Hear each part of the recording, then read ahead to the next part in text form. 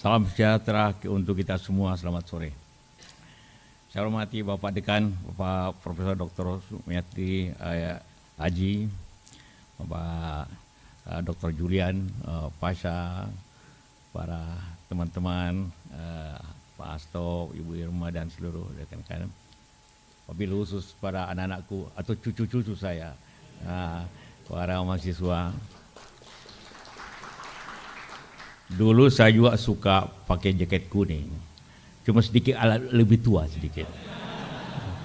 Sebagai ketua Golkar.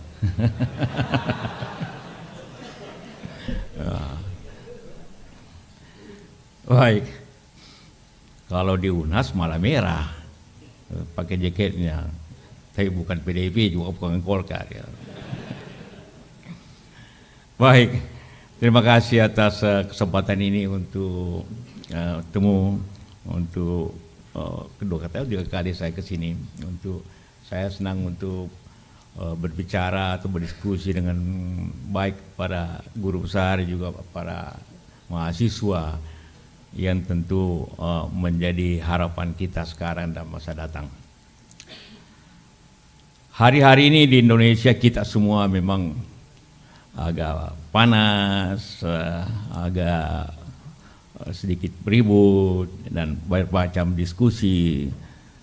Ini kalau kita nonton di TV sudah berbulan-bulan saja masalah pemilu, sudah hampir 6 bulan barangkali, sehingga kita agak bosan sedikit juga sebenarnya.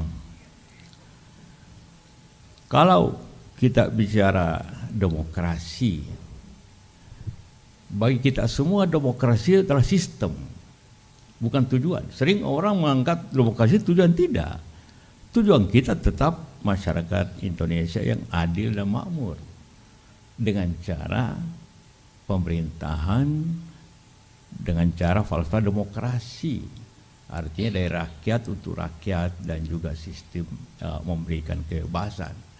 Jadi inilah proses inilah, karena dari berbagai cara pemerintahan, semua kita menganggap bahwa untuk negara yang besar ini sistem demokrasi lah yang dapat memakmurkan masyarakatnya. Walaupun banyak juga negara tanpa sistem demokrasi yang makmur, tapi karena dia kaya. Di dekat kita ada Brunei, tidak ada demokrasi, terbatas, tapi dia makmur. Dan di Timur Tengah hampir semuanya tidak ada negara demokrasi seperti kita, tapi dia makmur. Di Singapura demokrasinya berbeda dengan kita. Oposisinya 3 orang aja, 3-4 orang dari 100 anggota DPR-nya, tapi dia membawa rakyatnya ke arah lebih baik. Jadi memang, tapi negara seperti ini tentu dibutuhkan balancing, koreksi, peringatan yang dilakukan oleh oposisi dalam bentuk berbagai cara. Tidak perlu berlawanan, karena di Indonesia tidak ada partai yang mengatakan oposisi, tidak ada. Hanya penyeimbang atau apa gitu, tidak ada pasal oposisi. Karena itulah selalu dipakai dengan cara kegotong royongan pemerintahan. Dalam sejarah Republik kita, demokrasi juga bermacam-macam. Waktu zaman Bung Karno, demokrasi terpimpin. Zaman Pak Harto, demokrasi Pancasila. Yang pada intinya sekarang ini demokrasi ya, lebih terbuka, walaupun kemudian nanti kita lihat masalah-masalah yang kita hadapi. Itu hal yang pertama. Yang kita bicarakan ini sistem.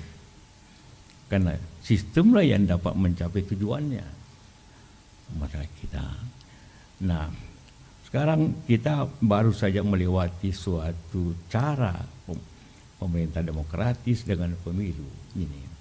Yang bagi kita banyak pihak yang menilai bahwa ini perlu dikoreksi, perlu dievaluasi. Bagi saya pernah mengatakan inilah pemilu yang terburuk dalam sejarah pemilu sejak tahun 55. Artinya adalah demokrasi pemilu yang kemudian diatur oleh minoritas, artinya orang yang mampu, orang pemerintahan, orang yang punya uang. Masalahnya ya apabila sistem ini menjadi suatu kebiasaan, maka kita akan kembali ke zaman otoriter. Itu saja masalahnya sebenarnya. Karena itulah sebelum kita berbicara masa depan bangsa ini, setelah pemilu ini, saya baru-baru ini ke Vietnam, melihat kemajuannya luar biasa. Saya tanya apa ekspornya melampaui kita, pertumbuhannya dia 7-8%. Saya tanya apa Anda lakukan? Dia mengatakan kita selalu memandang ke depan, tidak ke belakang. Dia berperang dengan Amerika, tapi kemudian dia bersahabat dengan Amerika. Kita berbeda, kita lawan Belanda, dan berpuluhan tahun kita lawan Belanda, marah sama Belanda, dia tidak. Artinya adalah, mari kita lihat ke depan, kalau istilah Anda move on. Tetapi move on itu harus melihat apa yang terjadi untuk move on. Kenapa kita tidak berkembang? Apa yang terjadi dengan demokrasi kita? Apa yang terjadi dengan negara kita? Apa yang terjadi kepemimpinan kita? Sehingga terjadi seperti ini. Kita melihat dari berbagai pandangan, berbagai kemarahan, berbagai protes karena pemilu ini tidak transparan, banyak kecurangan, banyak hal-hal yang menyebabkan demokrasi itu tidak berjalan sebagaimana apa yang kita harapkan. Mulai daripada masalah dana bansos yang besar, macam-macam pembayaran besar, masalah ancaman, masalah bujukan, gabungan daripada semua itu tentu menyebabkan adanya, saya katakan tadi, maka demokrasi yang kita harapkan menjambakan suara rakyat menjadi terbeli oleh kemampuan-kemampuan para hal yang menentukan pemilu yang lalu. Itu yang terjadi. Nah, kemudian apa solusinya? Solusi yang terbaik adalah tentunya adalah mengklarifikasi semuanya. Kenapa? Siapapun pemenang yang menjadi pemerintah akan datang, apa Pak Prabowo atau bagaimana, ia harus mendapat kepercayaan dari rakyat. Kepercayaan dari rakyat itu hanya timbul agar pemerintah berjalan, karena nanti pemerintah akan menghadapi lagi tantangan-tantangan yang lebih besar daripada tantangan politik. Nah, kalau kita tidak mengatasi tantangan depan dengan baik, karena masalah sekarang ini, karena itu masalah sekarang inilah harus kita selesaikan secara konstitusional. Karena apabila tidak konstitusional masalah ini, maka akan selesaikan dengan parlemen jalanan, demonstrasi di seluruh Indonesia. Itu menyebabkan kita mundur lagi pada situasi yang akan datang. Jadi marilah kita selesaikan masalah ini secara konstitusional. Dan salah satu yang konstitusional ia tentu di parlemen. Yang sekarang ini contohnya angket atau apapun, pansus dan bagaimana, harus diselesaikan di situ supaya ini negara berjalan. Jangan kita rusak negara ini dengan cara merusak negara lagi. Kita perbaiki negara yang memiliki kesulitan dengan cara yang benar. Karena itu kenapa saya setuju bahwa ini supaya semua terklarifikasi. Apa yang dibicarakan nanti kritikan dari DPR itu kan menguji atau menyelidiki masalah-masalah kebijakan pemerintah yang melanggar undang-undang ataupun kebijakan yang melanggar undang-undang. Nah, apa yang melanggar itu mari kita klarifikasi. Kalau salah dikatakan salah. Dan tentu banyak. Kalau benar, katakan benar.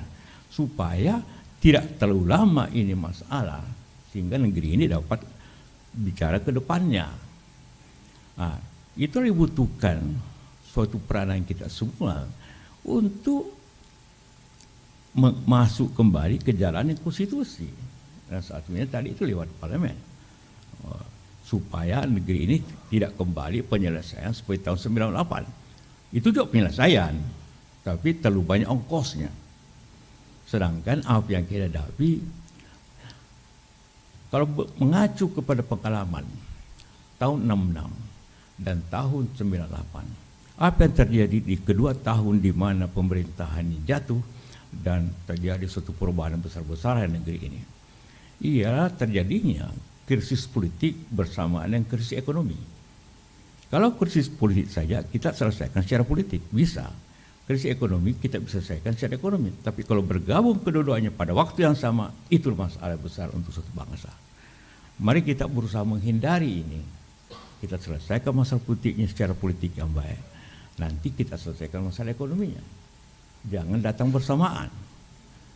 Mungkin saja ada rasain, tapi jangan kita berpikir seperti itu. Itu masa depan Anda tergantung di sini. Masa depan Anda semua anak mahasiswa tergantung apa yang dibuat pada hari ini. Kebijakan negeri kita tentu tak akan terjadi apa yang diputuskan oleh para pemimpin hari ini. Itu yang kita akan lihat seperti itu. Nah, kita lihat soal pemilu ini. Tentunya kita bagi 3. Sebelum 14, tanggal 14, setelah 14. Itu terjadi sebenarnya. Yang menjadi pertanyaan. Saya tidak mengatakan ada salahnya, karena nanti timlah DPR yang mengatakan salah benarnya.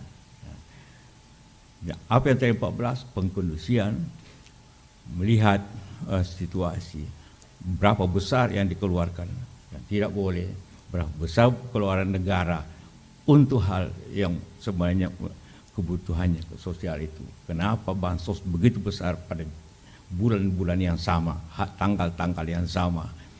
Contohnya seperti itu. Ini harus dilihat untuk pembelajaran masa datang agar jangan terjadi. Bukan soal mana kalah. Bagi saya bukan soal menang dan kalah, bukan. Supaya jangan lagi terjadi pada masa akan datang. Karena apabila sistem sekarang ini terjadi lagi pada masa akan datang, akan berulang. Maka demokrasi yang kita harapkan menjadi sistem yang baik, menjadi terbeli oleh kemampuan tertentu. Kalau demokrasi sudah terbeli, dipengaruhi, ditentukan oleh kelompok-kelompok tertentu, maka masa depan bangsa ini akan menjadi masalah besar. Harapan kita menjadi sulit. Harapan Anda semua akan sulit. Seperti itu. Itu yang paling pokok dalam kondisi hari ini. Bagaimana kita hentikan, jangan terjadi lagi.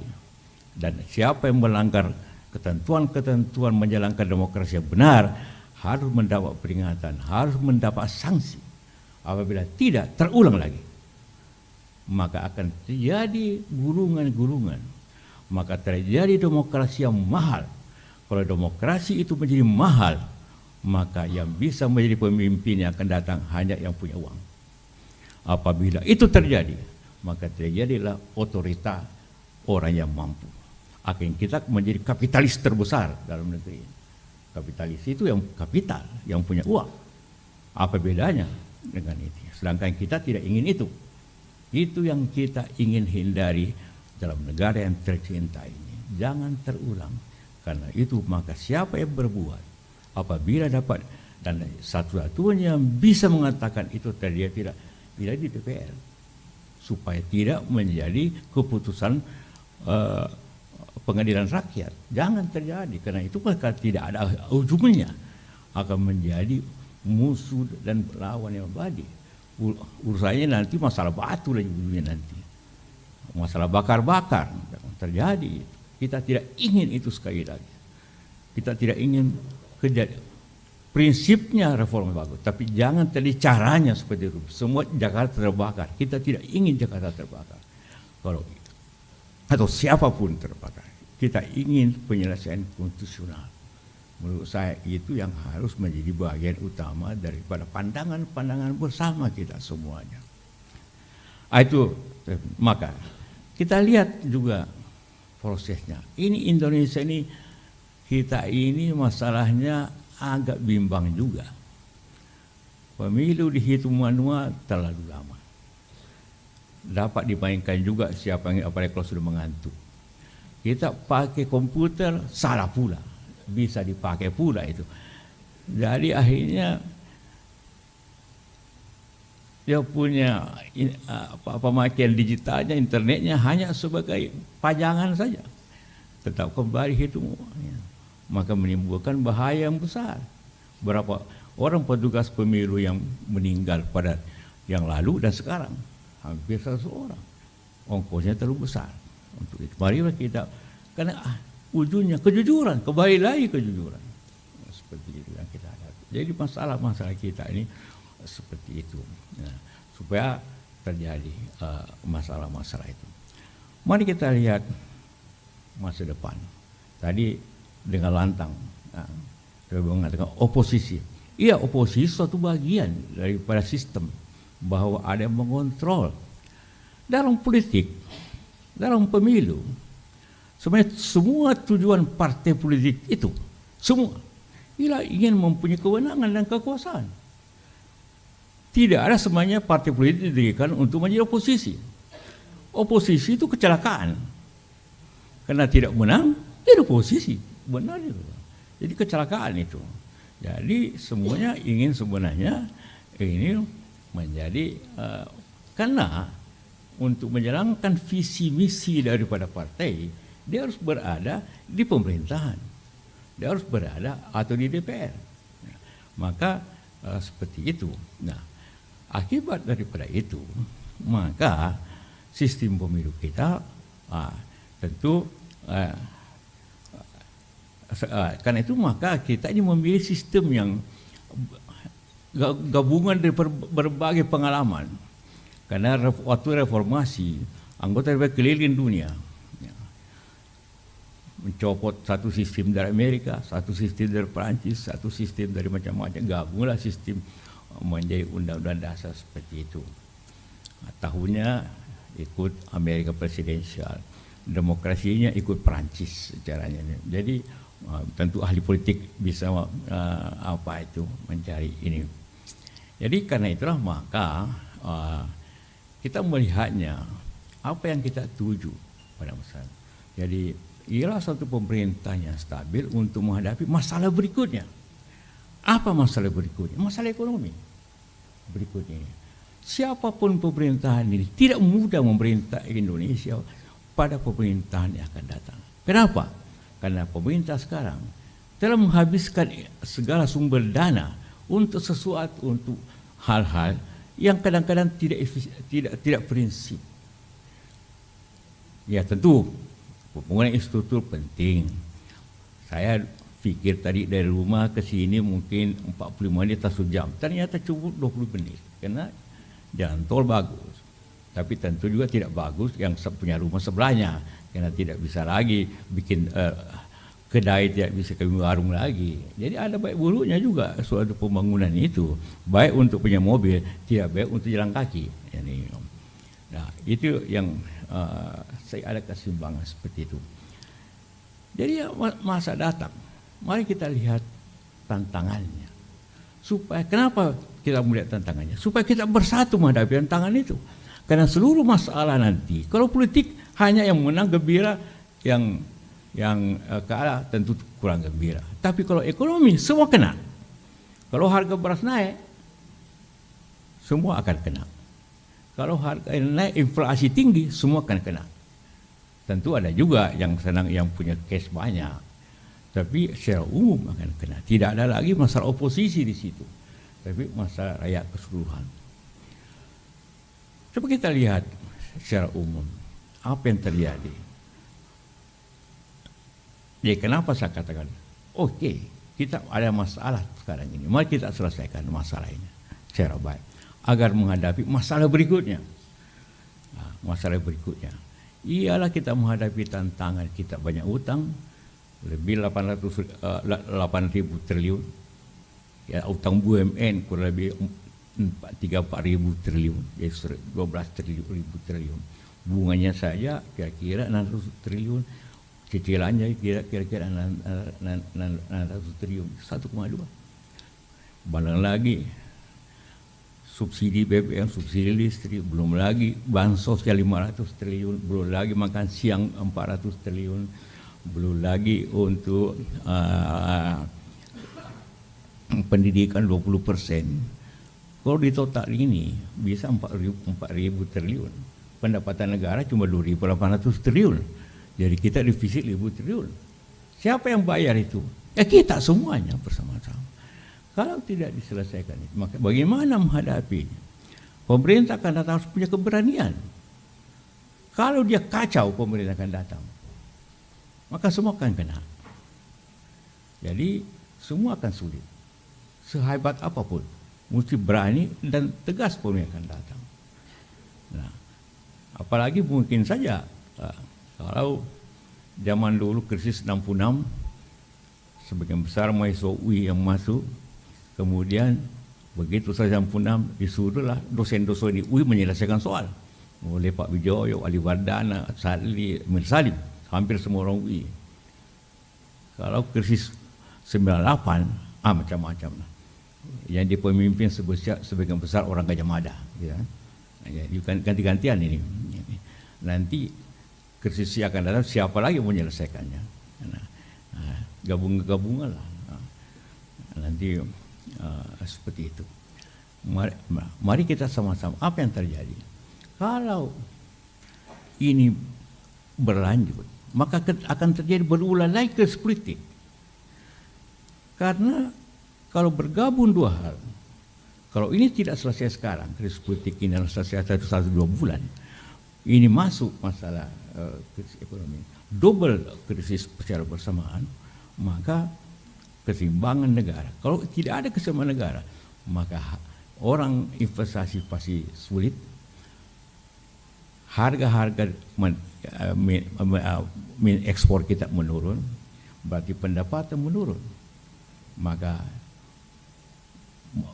utang mesti dibayar, cicil bunga mesti dibayar, makan siang mesti dibayar, subsidi BBM mesti dibayar, bantuan beras, BLT mesti dibayar, pendidikan mesti dibayar. Pada saat yang sama pajak turun, maka efeknya bermacam-macam efeknya. Jadi kita di sini, Anda semua yang muda-muda, kita datang tidak untuk mengipas agar terjadi masalah bangsa ini. Kita mari sepakat untuk menyelesaikan masalah bangsa ini dan move on, maju ke depan. Kita sudah ketinggalan banyak. Kalau pemerintah mengatakan kita yang terbaik di ASEAN, tidak. Yang terbaik itu Vietnam, Filipina, yang paling tinggi pertumbuhannya. Malaysia sudah mulai recovery.